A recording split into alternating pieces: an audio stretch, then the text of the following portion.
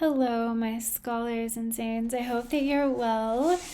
It is, for me, Wednesday at 5:20, so that means it's getting dark now, and I'm going to be winding down for the night. But I wanted to do a recording for you so you'd have something for Thursday when most of you probably are tuning in. I'm going to continue with Vita Contemplativa, which is basically about, in our busy and hurried lives, we are losing the ability to be inactive. I better turn off Discord so it doesn't give the sound. Human existence becomes fully absorbed by activity, even leisure, treated as a respite from work, becomes part of the same logic. So it's about burnout and how we are in a society where we push ourselves. Han calls it an achievement society, productive society. And he says inactivity will save us. Thanks to someone who came upon my YouTube premiere from the week before and gave me the German for inactivity, because I was wondering what kind of nuance we could give to that word. Inactivity just doesn't have a lot of nuance on its own, I feel.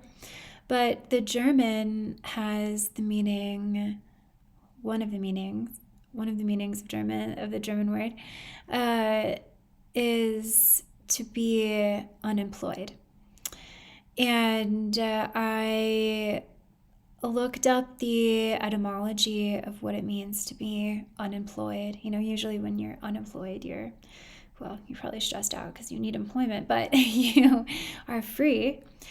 And the Latin implicare, I think it was, kind of connected to implicate, and also can mean enfolded or even entrapped, embedded.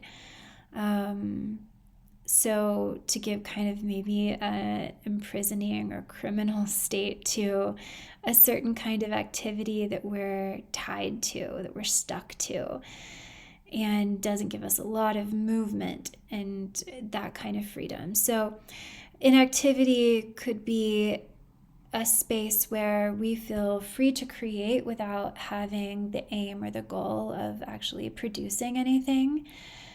We feel energized, we feel renewed and refreshed and inspired and motivated.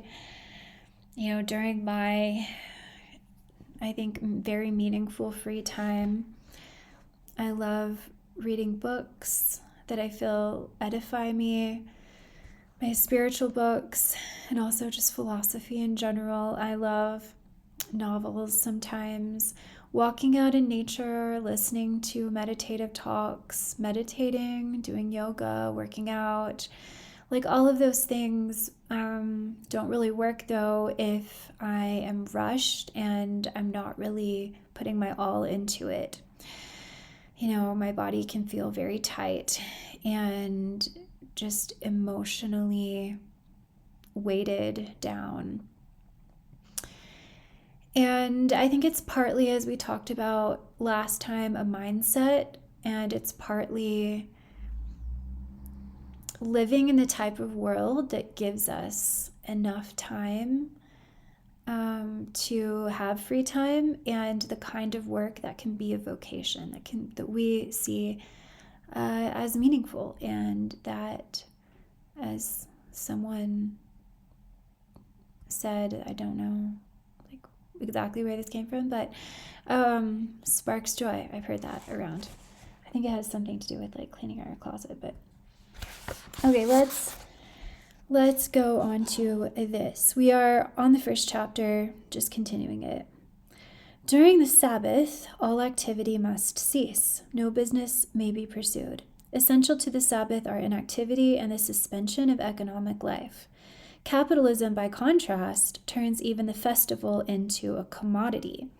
It becomes an event and a spectacle that lacks contemplative calmness, As a form of consumption, it does not found community.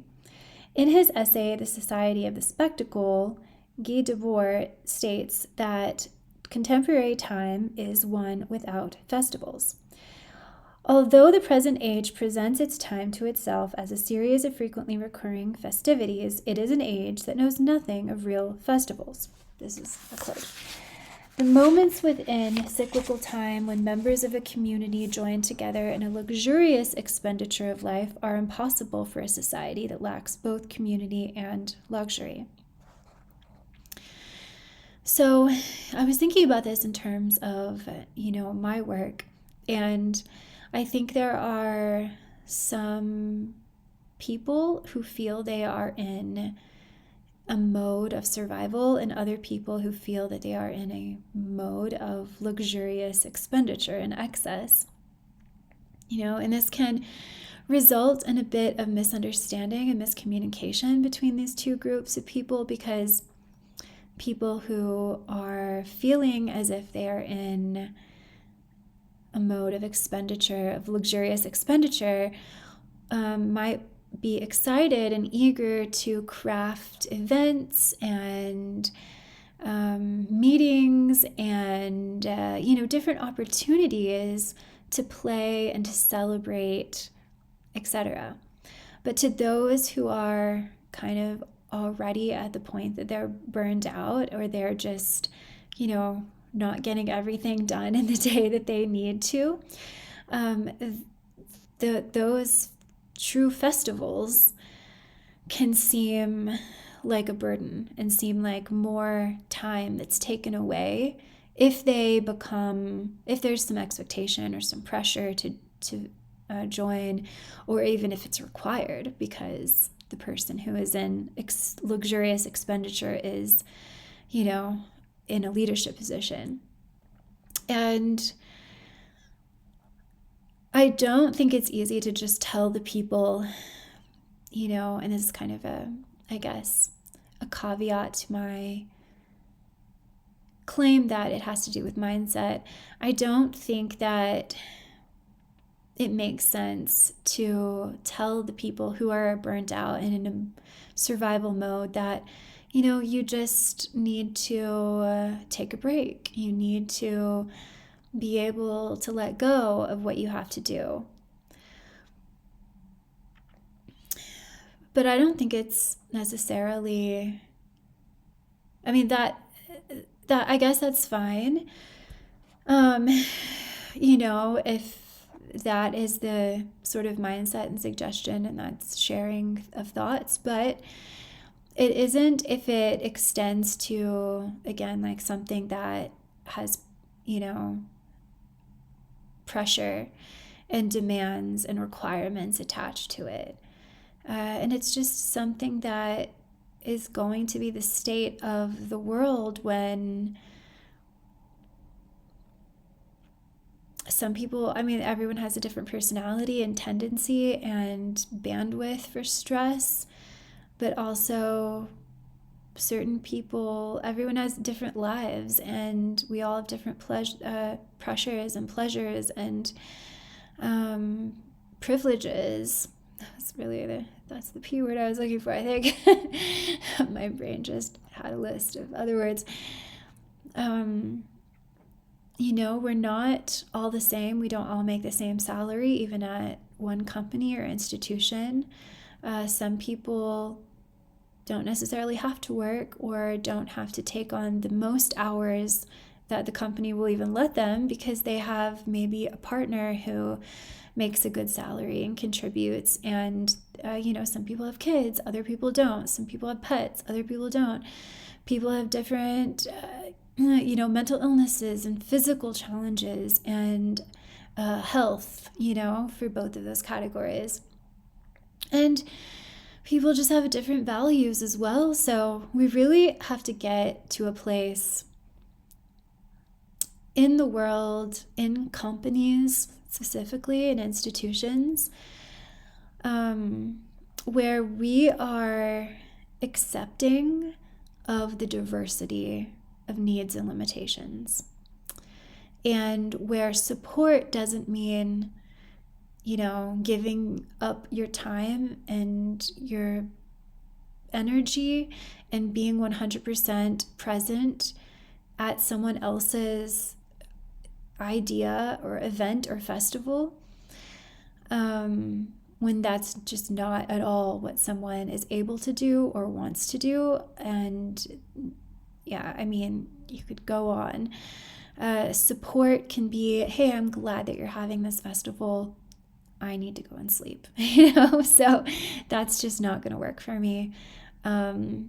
So I don't know. I mean, this is obviously coming from a personal sort of experience and dynamic that I'm experiencing at one of my jobs.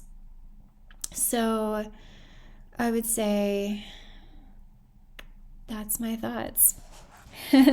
Those are my thoughts. That's my thoughts. That doesn't even make sense. I guess I'm tired. Okay, let's go on. An epoch without festival is an epoch without community.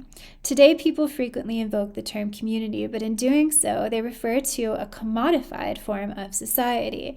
So it's the commodity, it's the commodification that keeps, I guess, play from being true play. It does not create a we. Unbridled consumption isolates and separates people. Consumers are lonely creatures. Digital communication, too, turns out to be a form of communication without community. And he has used that phrase quite often. Digital communication. So in social media, we're communicating, but we're not forming the community. And this makes sense when people, especially, I mean, and this is not anyone listening here on my channel, because I find that all of you are really beautiful, intellectual people, and I don't really get a lot of traffic that's just kind of random, that doesn't belong. So if you're listening, you belong, and thank you for your nice, composed, rational comments. But I do go on I am, traveling around social media on other pages and on Twitter in general.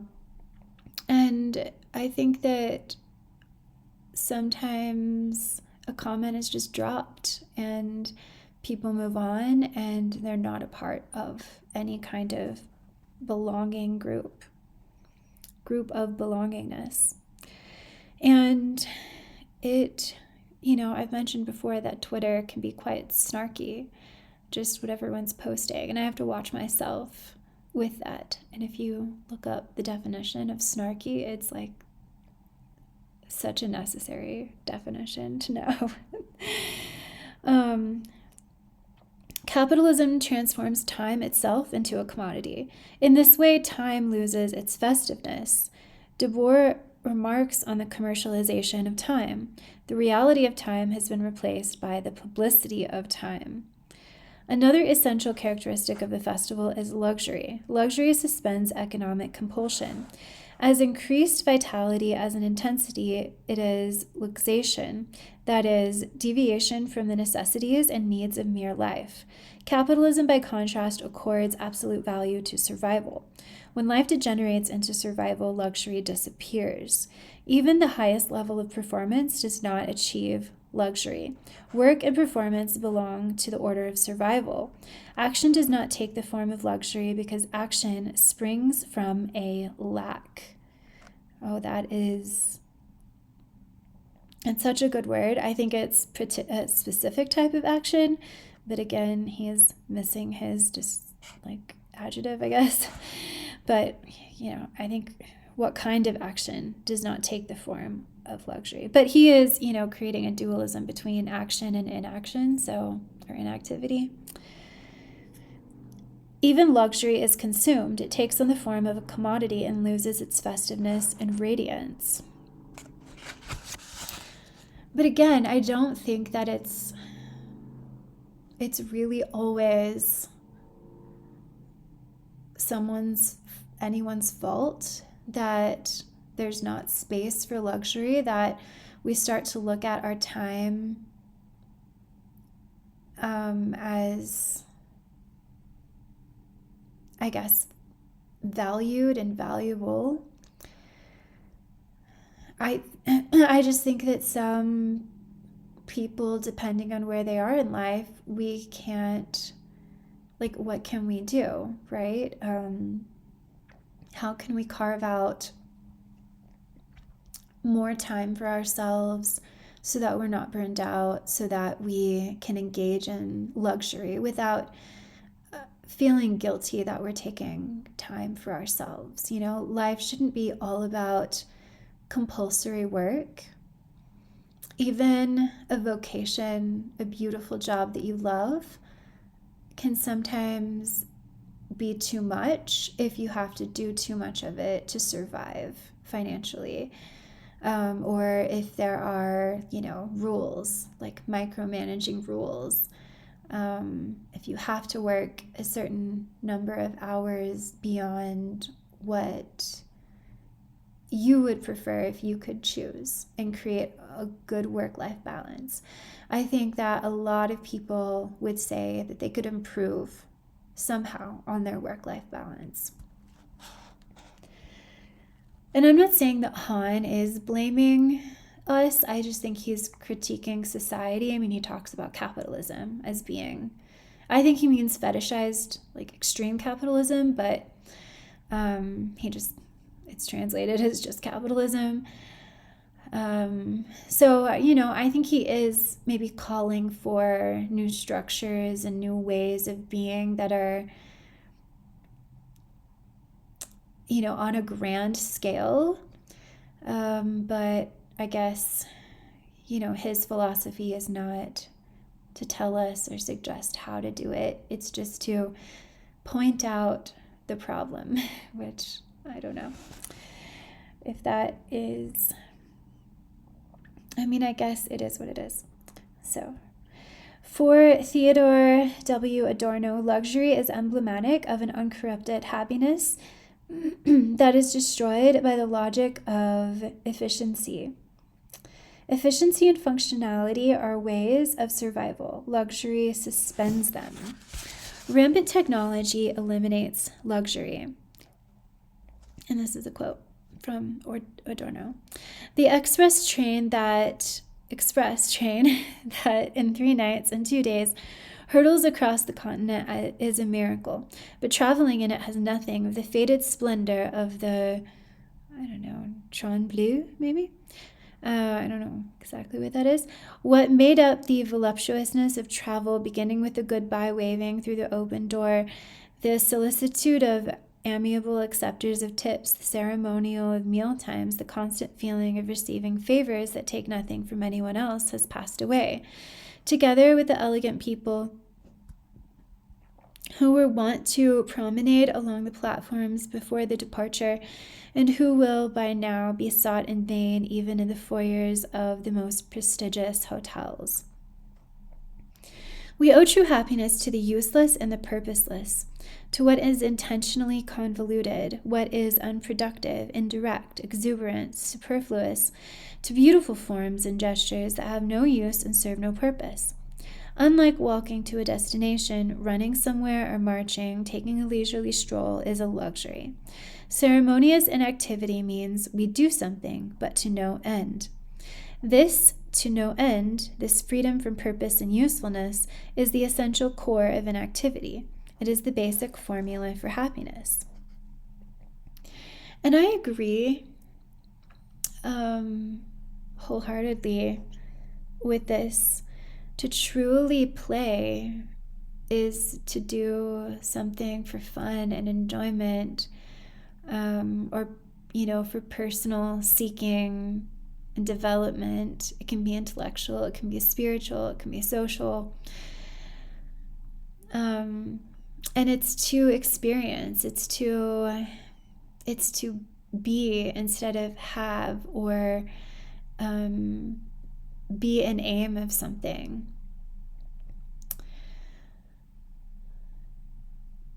I still think maybe that is a privileged state, though.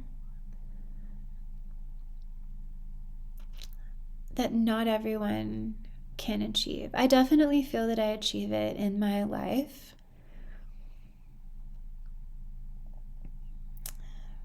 But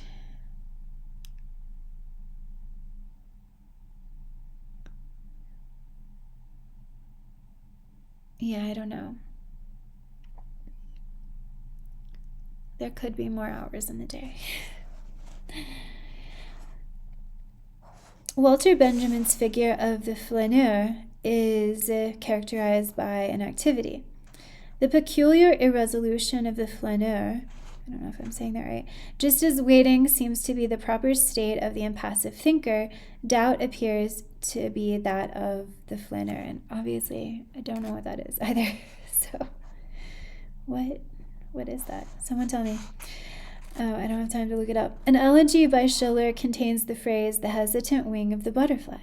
Waiting and doubting are forms of inactivity. Without moments of doubt, our walk turns into a march. Like the wing of a butterfly, the human gait owes its grace to moments of hesitation and resolution or haste, deprive it of such grace. A flaneur makes use of the capacity not to act. He does not pursue a goal. Without an aim, he delivers himself to the space that twinkles at him, to the magnetism of the street corner, of a distant square in the fog, of the back of a woman walking before him. Festivals are opposed to work insofar as they are altogether liberated from any in order to, from the kinds of purpose or usefulness to which work is subjugated. Freedom from the in order to affords human existence festiveness and radiance. The human gait for existence, liberated from the in order to, from goal-oriented walking towards, becomes a dance. But what is dance other than the liberation of the body from its utilitarian movements, the exhibition of gestures in their pure inoperativity? Likewise, hands, when liberated from the in order to, no longer grasp. They play, or they form pure gestures that do not indicate anything. I mean, I think grasping can be playing, but when liberated from its practical uses, fire stimulates our imagination. It becomes a medium of inactivity. The fire contained to the fireplace was no doubt for a man the first object of reverie, the symbol of repose, the invitation to repose. Thus, in our opinion, to be deprived of a reverie before a burning fire is to lose the first use and the truly human use of fire. One only receives comfort from the fire when one leans his elbows on his knees and holds his head in his hands. This attitude comes from the distant past. The child by the fire assumes it naturally. Not for nothing is it the attitude of the thinker. It leads to a very special kind of attention which has nothing in common with the attention involved in watching or observing. When near the fire, one must be seated. One must rest without sleeping. Fire is usually associated with Promethean passion, with deed and action. Bachelard's psychoanalysis of fire, by contrast, uncovers its contemplative dimension. The posture that human beings, even children, intuitively adopt before a fire illustrates their age-old inclination towards contemplation. Contemplative inactivity is what distinguishes a thinker from a guardian or observer who always pursues a particular goal. A thinker, by contrast, lacks all intention, has no goal in sight. All right, so I think that we're going to stop here. Let me know your thoughts and comments below. I hope that you are all having a wonderful day. Life for me lately is pretty lovely and pretty great. I'm always in a bit of high when I come back from my university class that I'm taking. Today we discussed the preface, introduction, and a section called Lordship and Bondsman in Hegel's Phenomenology of Spirit. And that was so great. Our class is 3 hours, but I feel like it's just not enough. There was still more to say, and I was holding back some of my thoughts, so maybe I'll do a video on it, because I just think that Hegel is so cool. Like, I'm really enjoying talking about him. We have 2 more weeks in my class, which we're going to spend on outlines of the philosophy of right. So that's a completely new book to me. I have no idea what it's going to be about. And I'm a little nervous because I take quite a while to read Hegel, and so I'm glad that I spent quite a bit of my winter break reading him, because that helped me a lot, especially today.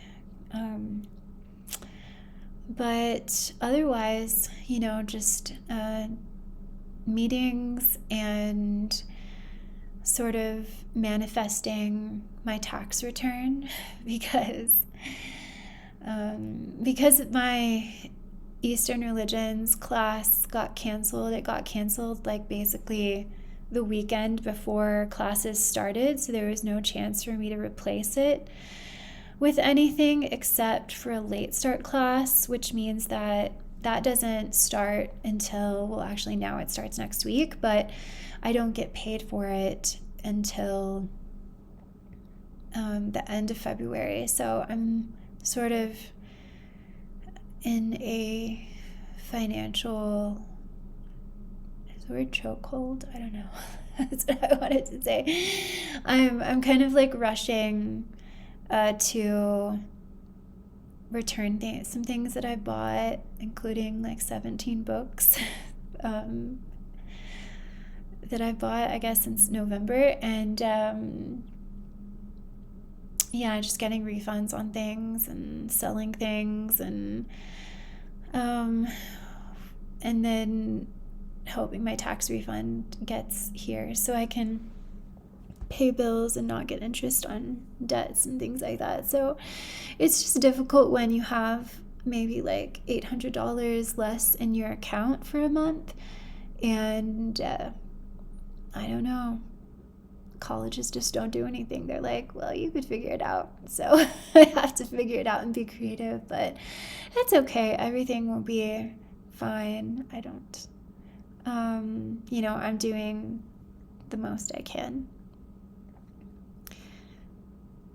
But there are no side hustles that one can do, is what I found out. It's just there's nothing on Craigslist. That's all I have to tell you if you're ever looking for something. Like, there's just nothing. There's nothing. Just, have savings and don't spend your money. This is what I'm learning. So, and if any of you are in the Colorado Springs area and you want to buy an electric guitar, let me know. See you next time.